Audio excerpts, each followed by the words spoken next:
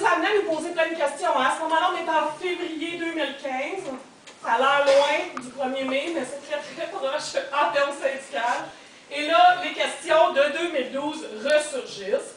Bon, notre Assemblée nous demande de faire quelque chose qui risque d'être contraire à la loi. Qu'est-ce qui mène pour le syndicat? La loi ou non? La décision Saskatchewan est tombée environ dans ces eaux-là. Je vous rappelle tout le monde, la Cour suprême du Canada a statué qu'il était illégal pour un employeur gouvernement d'avoir des contraintes excessives au droit de grève. Ça ne dit pas grand-chose, mais ça nous donnait un peu d'espoir en disant, ben là, peut-être qu'on pourrait aborder quelque chose qui ressemblerait à de la désobéissance civile, parce qu'on pense qu'il y aurait du droit à faire et qu'on doit se diriger vers une action qui contrevient à la loi pour permettre de faire reconnaître que la loi ne devrait pas être telle qu'elle est. C'est un peu alambiqué? Tout le monde m'a suivi? Ça va. Donc, là, on a commencé à discuter. Premièrement, philosophiquement, est-ce qu'on est prêt à désobéir à la loi? Est-ce que la loi fait force morale ou pas? Quand est-ce qu'on a le droit de désobéir à la loi? Et là, on est chanceux sur notre exécutif, il y avait plein de philosophes qui nous ont abreuvé de désobéissance civile en essayant de voir c'est quoi la différence entre lancer une roche dans une vitre puis désobéir à la loi de manière ouverte, ferme, en décidant d'assumer les conséquences de cette désobéissance-là. C'est des choses différentes. Bon, écoutez, on l'a fait, on a fait un appel à nos alliés, les syndicats. Je ne vous nommerai pas tous les gens qui ont participé au vote de grève, mais je pense que c'est important de voir comment on a réussi. On a eu un mandat et nous, on a décidé d'y aller par vote de grève à palier. Ça part de 2012, là, puis je ne vous dis pas ça de manière innocente, là, ils ont été des inspirateurs pour nous. Là. Donc, on s'est dit, on part en grève à la condition qu'il y ait 10 syndicats de profs, de cégep, au début c'était la FNEC, mais finalement ça s'est élargi à la FEC, qui acceptent de faire la grève avec nous. Fait que la centrale, on s'en fiche qu'elle ne nous suive pas, mais on lui demande de nous couvrir. Donc comme on avait fait nos affaires dans les règles de l'art, on était couverts par le fonds de représentation juridique, et on attendait d'avoir 10 amis avec nous. Ben 9 puis nous. Fait que ça, je ne sais pas si vous avez vu passer mes ruches d'abeilles, c'est moi qui faisais ça de temps en temps, et ça vous donne une idée quand on est arrivé près du 1er mai, ça c'était 2 jours juste avant l'injonction, que l'injonction tombe. Voilà de quoi avait l'air le Québec. On m'a traité de nul en géographie quand j'ai commencé. Montréal prend la moitié du Québec, mais bon, c'est représentatif. Donc, en vert, c'est des gens qui n'ont pas pris de vote. En rouge, c'est les gens qui étaient en grève, qui avaient un mandat à ce moment-là. On va voir si ça ne s'est pas passé tout à fait comme ça. En bleu, c'est des gens qui ont voté pour ne pas faire la grève. Et on entoure en gras, là, je ne sais pas si vous voyez, les gens, il y a des associations étudiantes qui ont décidé de nous appuyer aussi. Et là est tombée l'ordonnance de la Commission des relations de travail, malheureusement. Donc, nos patrons, les écœurants, ont attendu 2 jours avant la grève, 3 jours avant la grève, pour déposer à la section services essentiels de la Commission des relations de travail une demande d'injonction pour nous obliger à rentrer au travail malgré notre grève, en prétendant que ça s'inscrivait dans le cadre de la négociation. Or, ça n'avait pas rapport, hein, c'était contre l'austérité, notre affaire, mais bon, ils ne nous croyaient pas. Donc, on a reçu, finalement, la Cour s'est réunie, puis on a reçu l'ordonnance la veille de l'exercice du mandat en soirée.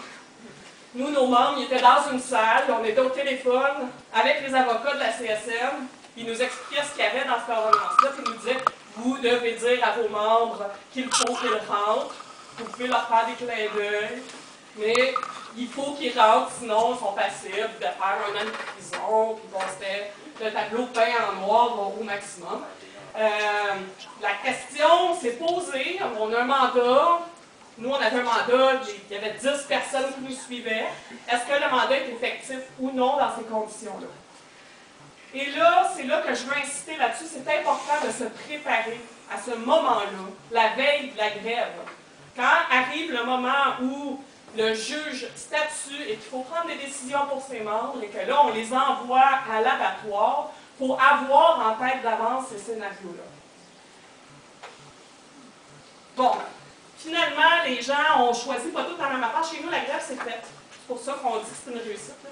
vous verrez, là, je fais un bilan bref, mais il y a des gens qui ont décidé que leur mandat était plus effectif. Mais pourquoi est-ce que je vous présente ça comme une réussite, même si juste eu 13 syndicats qui ont effectué leur mandat?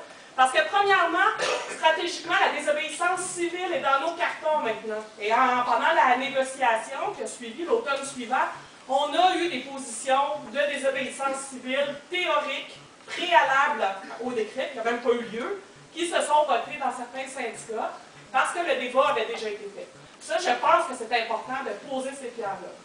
Légalement, bien, finalement, on n'a pas pu utiliser le jugement Saskatchewan, là, ça n'a pas marché pour l'instant, vu qu'on n'a pas été poursuivi.